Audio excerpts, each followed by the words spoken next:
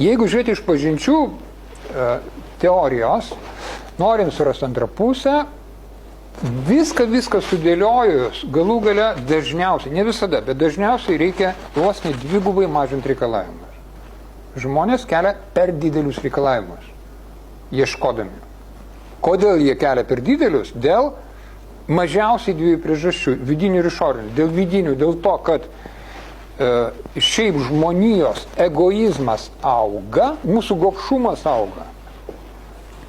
Antra, dėl to, kad aplinkinio konteksto visuomenės socialinis spaudimas mus formuoja per žiniasklaidą, per medijas, ieškoti kažkokių tai princų ir princesių, kurių realiam gyvenime, kurie mums neprieinami tiesiog yra. Tai princai ir princesės. Fiziškai netgi neprieinami.